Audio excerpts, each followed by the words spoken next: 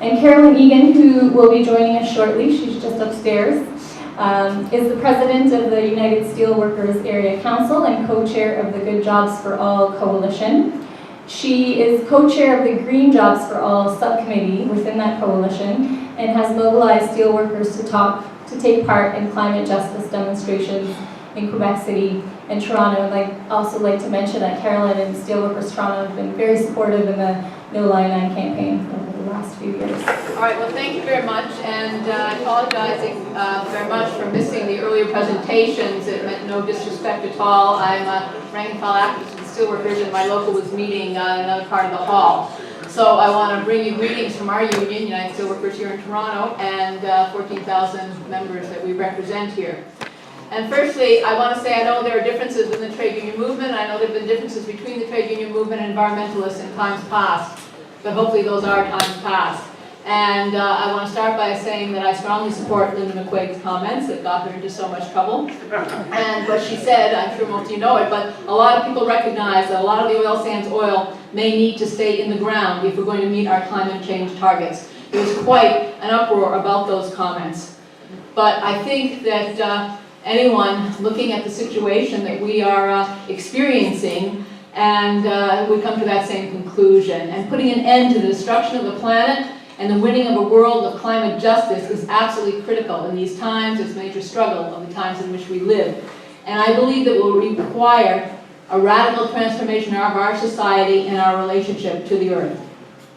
In our area council here, we strongly support the growing resistance led by Indigenous peoples and with the support of environmental labor and community groups. And what we're trying to do is tackle the question of how to connect the fight against austerity, the fight against the job losses that so many of our members are experiencing, to the ecological revolution and the need to heal our relationship with nature.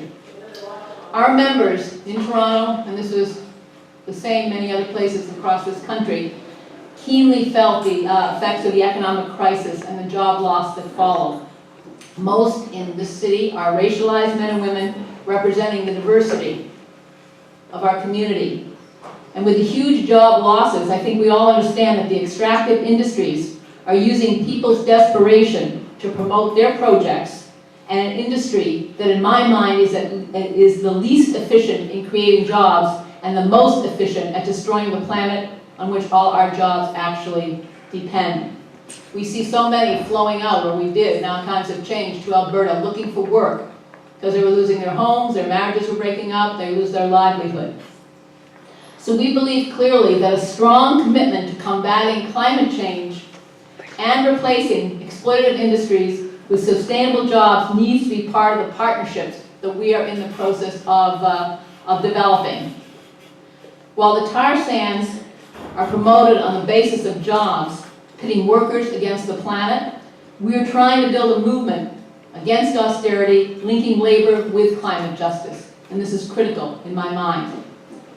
Canada has the ability to create new and better jobs as a planned transition to a much more energy efficient and environmentally sustainable economy. Through regulations of the corporate sector and major public investments, it could create hundreds of thousands of green jobs. If the federal government were to invest $30 billion over a 10-year period in climate change adjustments, including just transition, economic benefits would include the creation of 330,000 jobs, an additional 140 million into the GDP, the repayment of 30 billion public investments in 10 years to increase tax revenues, an additional 95 billion in personal income, and 28 billion in energy cost savings, according to the statistics of the Canadian Labour Congress. So when we talk about the alternatives, it's not pie in the sky. And this is what we have to make clear to our members and to everyone, the communities that we're dealing with, that this is possible. We do not need the tar sands. We do not need the rape of the earth that we're seeing out there. But corporate Canada is driven by profits, not concerns about the lives of Indigenous peoples and the communities they're destroying, or the workers in their industries, or the health of the planet. Jobs versus the environment was an argument that used to divide us, trade unionists from environmentalists from others. But as I said earlier, hopefully it is gone, and gone for good. Our area council, our steelworkers here, were involved in 2008 in the heart of the economic crisis in a summit where over 1,000 people came together in this city. Environmentalists, trade unionists. It was the most racially diverse conference that I think it ever took place in this town. Every community in the city was represented. And we founded out of that the Good Jobs for All Coalition, and I underline the word all. And our intent was to have every participant coming out of that conference, no matter what ideas they came in with, as a committed environmentalist. Whether you were a laid-off worker, a racialized youth from Rexdale or Malvern, a community activist, we had to link our issues if we were all to survive, and the planet was to survive. So we based that coalition on three prongs. Fight against the economic crisis, fight against the environmental crisis, and the fight for equity, equality in job opportunities that had been denied so many.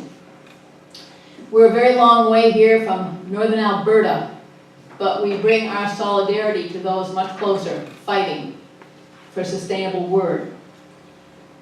Now we've seen the climate destruction. I think anyone looking just at the world in the East Coast, Hurricane Sandy in New York City.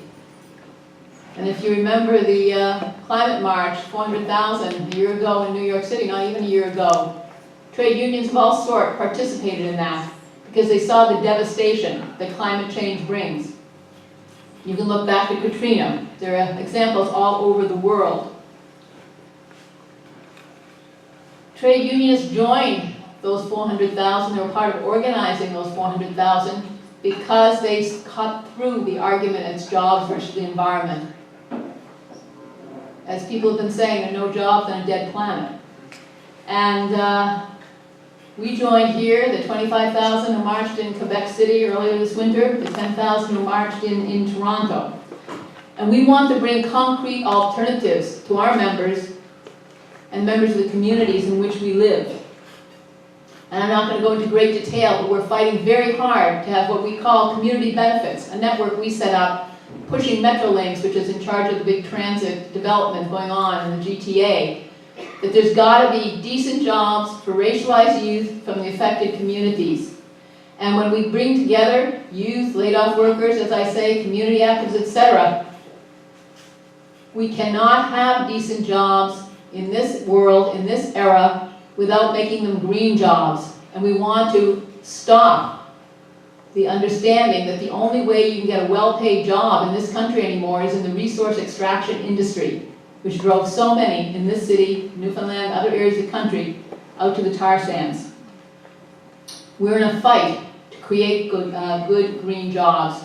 And through this fight, we're hoping that our members and those with whom we work understand the connection between fighting for jobs, fighting the austerity agenda, fighting against the austerity agenda, and fighting for a sustainable future. This is incredibly important. We have to build an alternative to tar sand jobs and create opportunities for those who have been so long denied. There was a conference that took place a little while ago in September, No Jobs on a Dead Planet, Trade Unions Climate Summit.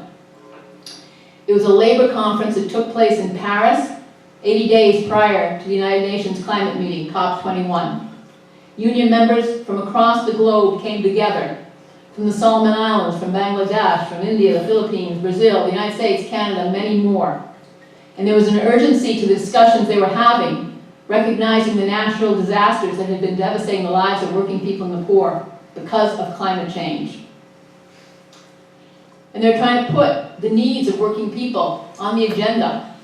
Unions, as the quote, have been disappointed to see that workers and their families have been left out of the draft climate agreements and have called on the presidency to ensure just transition language is reinstated, said the General Secretary of the International Trade Union Confederation.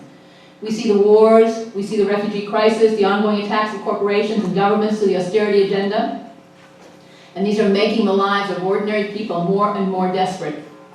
And the ruling elites in every country are ignoring the devastation of our climate in the name of increased profits. That's what we're all about. The whole issue of climate jobs must be front and center, as well as public ownership of our natural resources. Groups like trade unions for energy democracy have been raising these important points and developing educational presentations and actions involving rank and file members, because we believe the issues cannot be left to our leaders alone. It's something that all of us have to discuss. As this was happening in Paris, a press conference was taking place in Toronto, presenting the LEAP Manifesto, and I imagine many of you are familiar with that. A call for a Canada based on caring for the earth and one another. A number of months earlier, a two-day symposium was held here with representatives from Indigenous groupings from all over the country, environmental organizations, unions, and some community organizations to discuss our visions for a sustainable future and to dialogue about differences, past and present. It was a very productive coming together of people, many of whom had never worked together before. And out of it came the organizing for the Climate Change March, which brought out the 10,000 in the city in July. This was much broader than the original meeting and drew out a very diverse gathering. And the march was not meant to be a one-off, and the work continued. The LEAP Manifesto was a product of the ongoing dialogue and incorporates a strong, anti-racist class perspective, recognizing the inherent rights of Indigenous peoples and taking a strong stand against the austerity agenda. The old divisions between job and the environment that I talked about earlier are disappearing while working together. Trade unionists, community organizations, environmentalists with the active involvement and leadership of Indigenous peoples are coming together in a strong, united front to take on governments and corporations who are trying to drive us all down. It's not going to be an easy struggle. Who's going to win or lose is no question. But coming together in the way we're doing, I think, has to be the way forward. The manifesto states that research shows that it's feasible for Canada to be 100% of its electricity from renewable resources within 2 decades, and demands that it starts now, and that communities should collectively control these new energy systems. It calls for programs to build energy-efficient homes, high-speed rail and affordable public transit in place of pipelines and exploding trains that endanger and divide us. It also called for a national child care policy and other services that are desperately needed in our communities. It declared that austerity is a fossilized way of thinking that has become a threat to life on Earth. This is a call to action, and town hall meetings will be taking place across the country to organize locally. And as the manifesto ended, it said, now is the time for boldness, now is the time to leap. And I think that's exactly the moment we find ourselves at. And I will tell you, having been part of that process, that 2-day symposium, the climate march, and the organizing that we did here to get our members out, it gives me great hope to see what Shell just did. You all saw that, right? Shell decided to cease and desist exploration in the Arctic. I was up in Alaska in June. I met with Indigenous peoples, I met with workers up there as well. And the fact that they're saying it's because they already invested $7 billion, they're saying it's because, you know, the cost of oil, but many of the reports on CBC, the BBC, and others said it's also because of the strength of a growing movement against environmental degradation and for climate justice. And this is changing the terrain. And I think it gives us tremendous hope and optimism that we have the capacity to use the collective strength that is ours to change that terrain and change it in a way that will save the planet, hopefully, but also our own future, and build a new society based on people, the needs of people, and nonprofits. So, as desperate as things may appear right now, I'm tremendously hopeful. I'm seeing the changes that have taken place in unions, and it's a long struggle too. All the unions aren't there, all the leadership isn't there, we know that. But nonetheless, the change is taking place, and I think the alliances that are being built by you all and all of us who have an involvement in this struggle are going to really reap some wonderful, wonderful victories. There'll be losses as well, but I think we can look to the future and say if we continue the track that we're on, we can win and we can beat them and we can save our world. Thank you very much.